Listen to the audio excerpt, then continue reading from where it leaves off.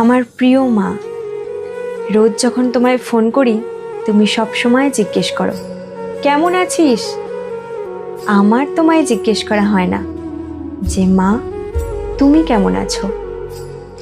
আমার বিয়ে হলো তা নয় নয় করে বছর 4 হয়ে গেছে। এই 4 বছরে আমি অনেক বদলে গেছি, তাই না মা? আমার নিজের সংসার হয়েছে, তোমার সংসারে আজ আমি অতিথি। এই নিয়মটা কেন এরকম হলো মা? বিগত 24 বছর ধরে যেটাকে আমার বাড়ি, আমার কমফোর্ট জোন ভাবতাম, একটা সই যাকে বলে রেজিস্ট্রি, সেটাকে মাঝে মধ্যে ঘুরতে যাওয়ার জায়গা কি করে বানিয়ে দিল মা? আজও যখন আমি বাড়ি থেকে শ্বশুর বাড়ি আসি, জানো তো মা, সেই বিদায় বেলার মতোই আমার মনটা আজও কেঁদে ওঠে।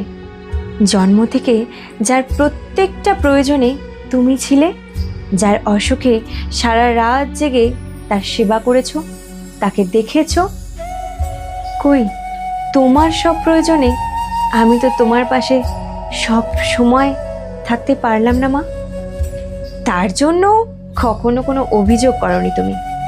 সারা দিন কাজকর্মের পরেও আমার প্রিয় খাবারটা রান্না করতে কখনো মিস করনি তুমি।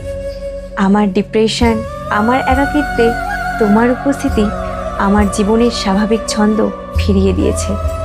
কই তোমার মন খারাপের দিনে তোমার জন্য 1 কাপ চা বানিয়ে তোমার পাশে বসে তোমাকে বলতে পারলাম না তো মা, তোমার কি হয়েছে, কেন মন খারাপ তোমার?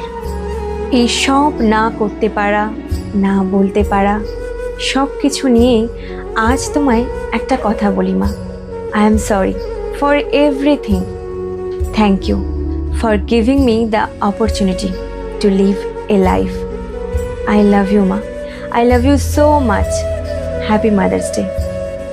ইতি, তোমার বিবাহিত রাজকন্যা।